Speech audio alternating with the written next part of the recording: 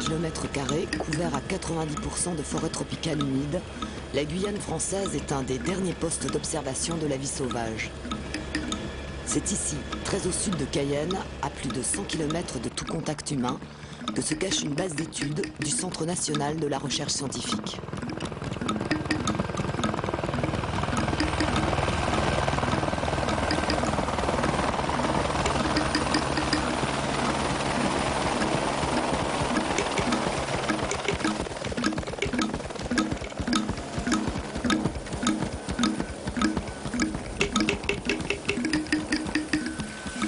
La base des Nourags, du nom d'une tribu indienne disparue il y a 200 ans, est un laboratoire exceptionnel d'études de la faune et de la flore où les chercheurs à tour de rôle se relaient.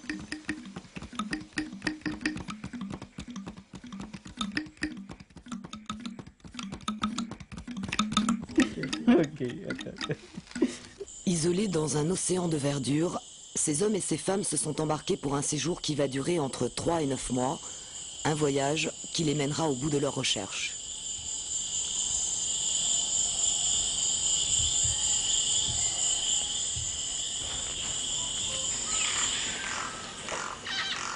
Au soleil, là, ils sont magnifiques.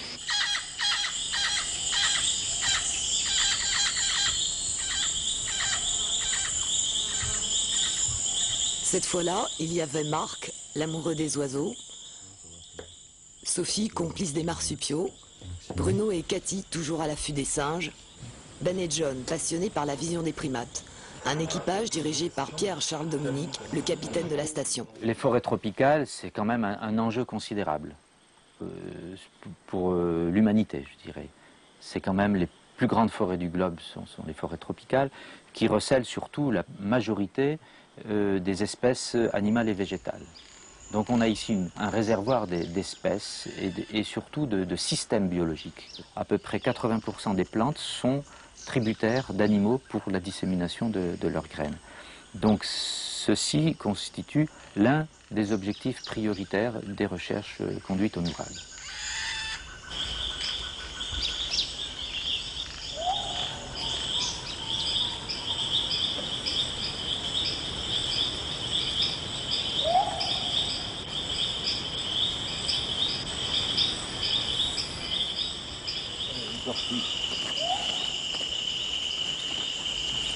Une tortue terrestre qui se nourrit de fruits en grande partie.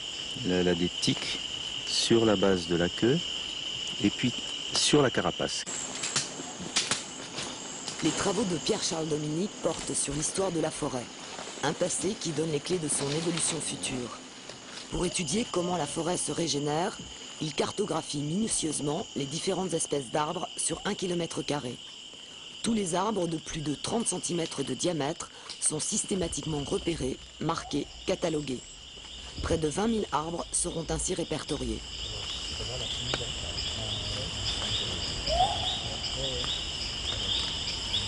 Il est ici, est-ce qu'il a détruit des feuilles oui. À ses côtés, Desmo et Wemo, deux Saramacas descendants d'esclaves qui, au XVIIe siècle, ont fui dans la forêt et mélangé leur culture à celle des Indiens. De 70. Ah oui, parce que là, on est à 60. Avec un simple lexique de transposition des noms entre le Saramacca et les noms scientifiques en latin, dont il commence d'ailleurs à avoir une certaine connaissance, on arrive à gagner peut-être 80% du travail, on évite 80% du travail grâce à cette connaissance. Ce sont des personnes qui ont une acuité dans la perception des choses qui est assez étonnante d'abord, qui est fascinante même. Et avec un bon dialogue avec eux, on arrive à bien comprendre ce qu'ils saisissent dans la forêt et eux savent exactement ce que nous recherchons.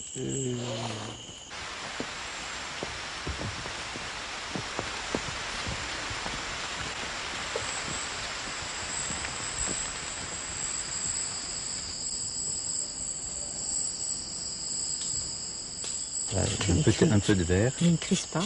Et un jaune assez net, le jaune. Par rapport au Aleschvelera le plus courant, le Coriacea. Il y a une odeur assez prononcée là, plus que le Coriacea. Alors on est dans le carré 14L, c'est l'arbre 259 qui est donc une Lécitidacée énigmatique.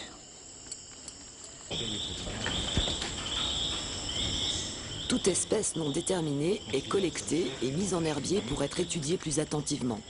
10 nouvelles espèces d'arbres inconnues de la science ont déjà été recensées sur le site. Une contribution non négligeable à la grande bibliothèque de la vie. Une petite étiquette.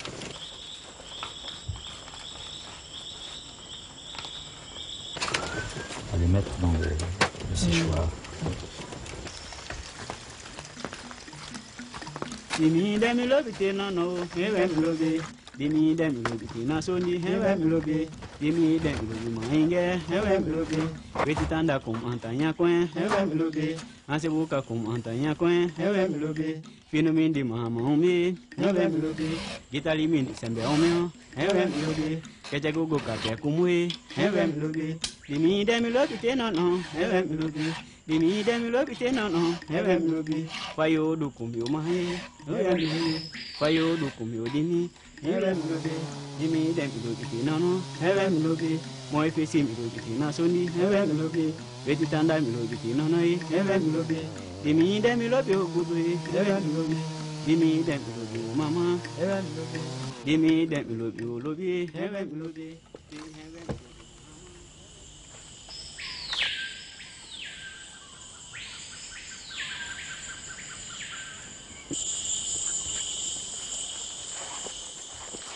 À 3 quarts d'heure de marche du camp, l'atmosphère sursaturée d'humidité des sous-bois fait place à la chaleur torride des pentes d'un Inselberg, promontoire de granit dressé au milieu de la forêt. Étonnant lieu où Sophie Collat étudie un marsupial, le Philander opossum, communément appelé cattieux. C'est un petit animal nocturne aux mœurs encore peu connues. Piégé la nuit, il sera délicatement endormi pour éviter tout stress.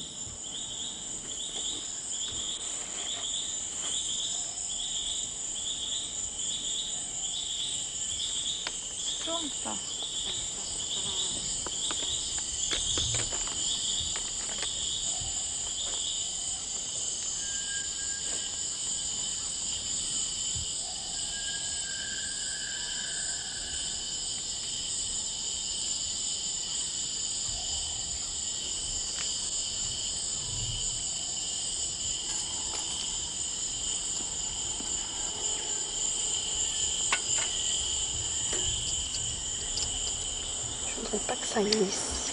Ok. 170, 75.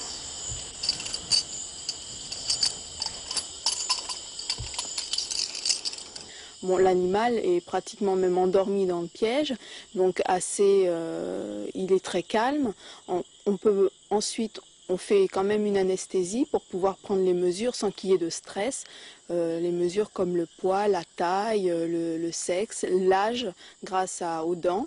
Et ensuite, dans la journée même, l'animal est relâché. Sophie commence à peine ses recherches. L'un de ses buts est de savoir si ces animaux qui se nourrissent de fruits participent à la dissémination des graines et donc à la régénération des plantes sur ce site très particulier, ouvert, chaud et pauvre.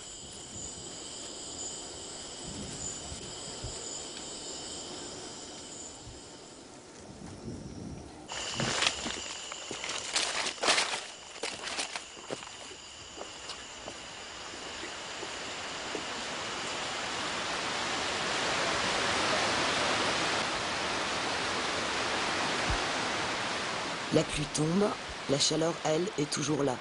C'est une pluie moite qui s'insinue partout, endommage le matériel et ralentit les recherches sur le terrain. Cela peut durer plusieurs jours, mais sans pluie, pas de forêt tropicale.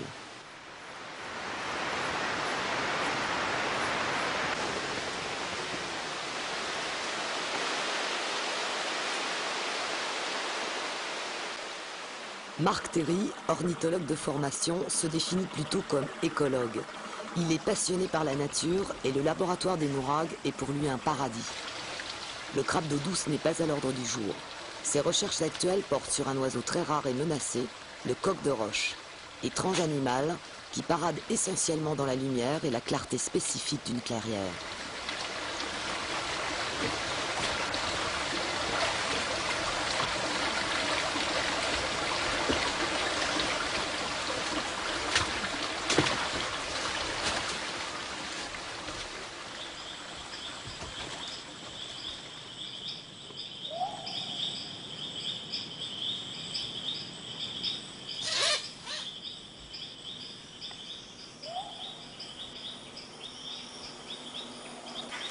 Alors là, il y a 4 mâles de coqs de roche qui ont approché. Et bon, c'est une période, 1 heure, où il n'y a pas de femelles qui se présentent, mais ils se défient les uns les autres en claquant du bec.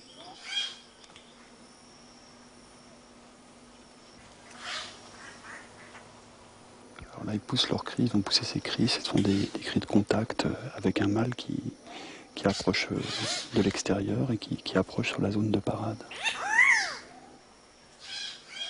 Là, ça alterne entre les phases d'immobilité où les mâles présentent leur plume ornementale et les phases de rivalité, de combat entre les mâles.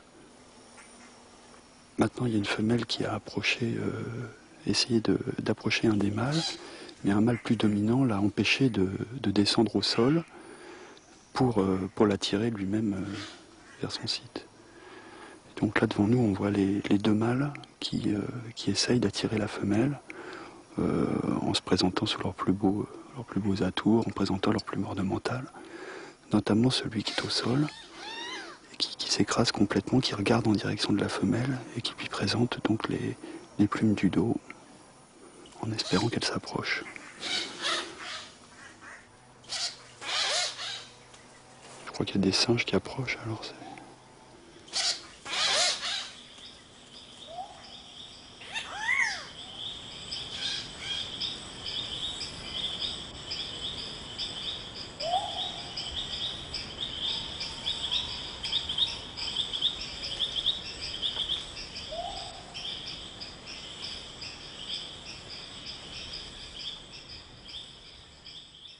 Ces oiseaux se regroupent pour leur parade nuptiale dans des sites bien particuliers et ils disséminent les graines des fruits qu'ils ont mangés sur les sites de parade et ces graines vont germer et vont modifier, disons, la structure de la forêt. Donc ils vont s'alimenter à la fois sur l'Inselberg, sur les roches, de petits fruits qui sont souvent riches dans l'ultraviolet et également de fruits de grands arbres qui sont généralement colorés dans les bleus et noirs ou rouges. Cette forêt compte environ 1 millier d'espèces végétales qui donnent des fruits. Sur ce nombre, 800 à 900 sont consommés par des animaux. On a tendance à penser que les fruits poussent et mûrissent toujours de la même manière. Mais les recherches actuelles nous révèlent que les plantes évoluent depuis des millénaires en sélectionnant les animaux mangeurs de fruits. Ceci pour assurer la dissémination la plus efficace de leurs graines. Là, tu vas en avoir qui sont pas forcément dans le stade. Non, bah, il est bien. C'est un superbe échantillon. Ah non, mais attends, dans ce cas-là, je fais la feuille. Face supérieure de la feuille. La feuille, donc, de 1 à 3. Notre vision de primate ne nous permet pas de juger de la réelle couleur d'un fruit à l'œil nu. Pour la définir, Marc utilise un véritable œil électronique, un spectroradiomètre fiable et impartial. C'est plus marrant quand même. Là, il y en a, ouais. Non, du rouge. Il y a un tout petit peu de bleu. La nuit tropicale tombe vite. Dès 7 heures, elle s'étend sur le camp. À la lueur d'une lampe de 12 volts, alimentée par des panneaux solaires, le repas du soir est le grand moment de convivialité, toujours précédé par le tiponge de rigueur.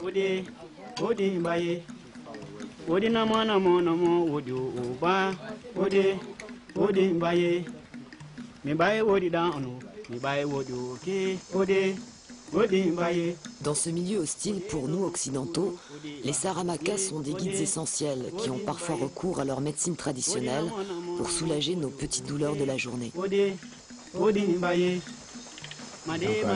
y a un policier qui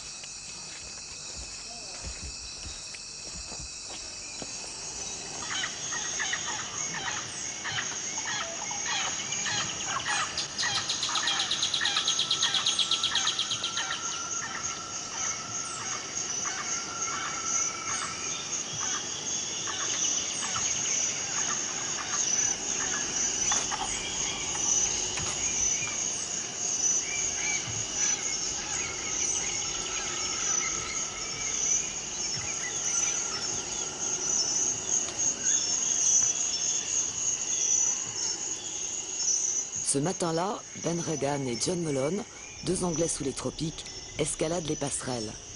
Ce sont de minces échelles qui conduisent à des plateformes situées au sommet des arbres, à près de 60 mètres du sol. C'est là le pays des singes. Leur sujet de recherche est très complexe. John a mis en évidence que tous les singes mâles d'Amérique du Sud sont daltoniens. Il doit déterminer comment ces singes, malgré leur anomalie de vision, différencient un fruit mûr d'un fruit vert. Pour cela, il doit mesurer la couleur des fruits, mais aussi de la canopée, partie aérienne du feuillage.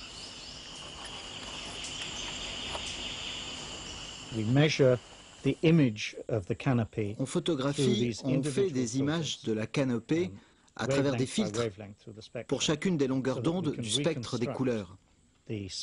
Ceci afin de pouvoir reconstruire la qualité des couleurs de chaque partie du feuillage. On mesure parallèlement une référence blanche avec le spectro-radioémetteur.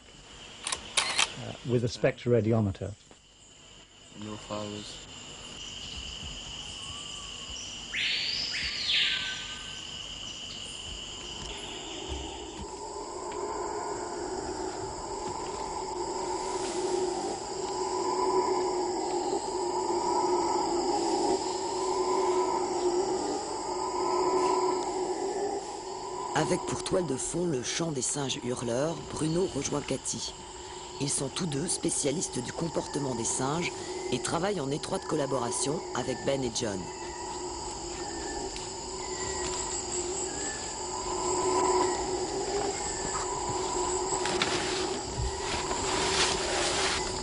Ils sont tout prêts. Première étape, préparer l'affût. Du lever au coucher du soleil, les guetteurs se relaieront toutes les 4 heures. Ouais, c'est un peu du bricolage, mais ça fonctionne quand même.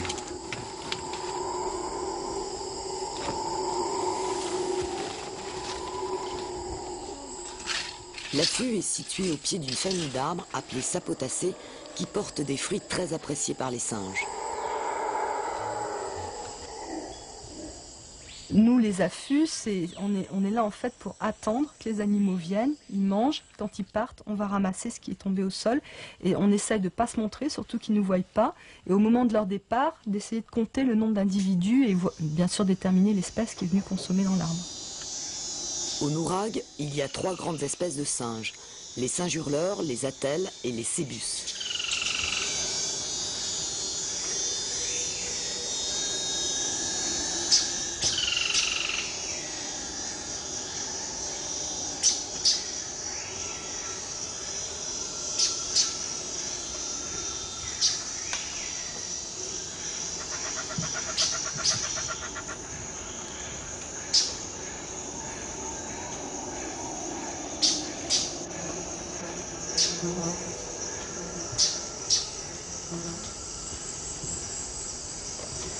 Tous les fruits de sapotacées tombés au sol sont ramassés pour être ramenés au laboratoire de la station. Bruno Simen et Catherine Julliot ont en charge l'analyse physico-chimique des fruits. Plus tard, John Mullen et Ben Regan feront les mesures de couleur.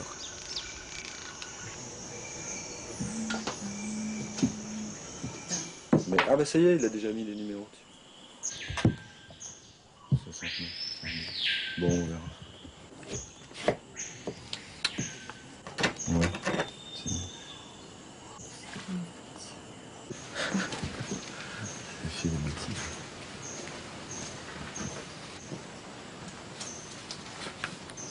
Le fruit est assez dur. Donc déjà pour l'ouvrir, il faut avoir une mâchoire assez intéressante ou des capacités manuelles comme les cébus importantes. Et quand on l'ouvre, on s'aperçoit que les graines sont entourées d'une pulpe qui adhère très fortement à la graine. Donc l'animal, quand il mange la pulpe, la partie sucrée, et, éventuellement contient aussi des protéines, est obligé d'ingérer les graines, pour la plupart.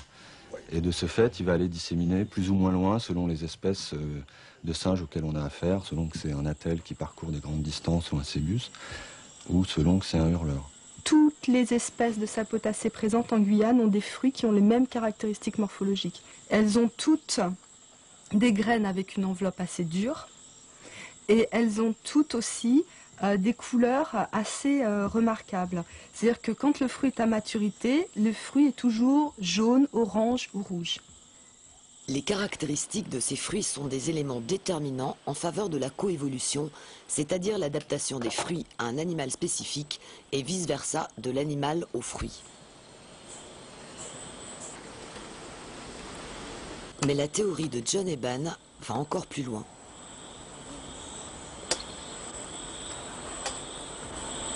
It's 509-121.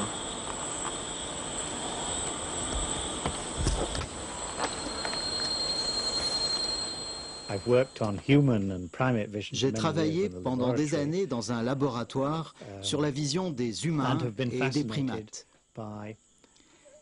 Et j'ai été fasciné par le polymorphisme de la vision des singes de Guyane et d'Amérique du Sud. Je suis tout à fait convaincu que notre bonne vision des couleurs a coévolué avec le signal des fruits que les arbres envoient aux primates.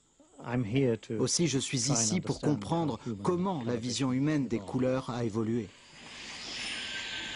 De quoi regarder une pomme et une banane avec un autre œil et se demander si notre vision des couleurs n'évolue pas encore en fonction de notre alimentation. Pour une partie de l'équipage, la mission s'achève.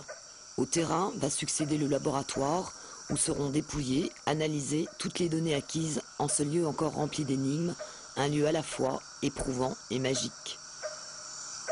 Si je n'aimais pas ce pays, je ne viendrais pas aussi souvent et avec autant de passion pour étudier la forêt. C'est un pays qui est passionnant et la forêt est d'une richesse fantastique. Et je connais beaucoup de forêts tropicales, j'ai beaucoup voyagé dans beaucoup de régions tropicales. La région amazonienne est une des régions, on ne peut pas faire un ordre hiérarchique entre les forêts, mais c'est parmi les forêts les plus intéressantes du monde. Déposés en hélicoptère près du fleuve le plus proche, la Prouague, les chercheurs regardent la civilisation en pirogue.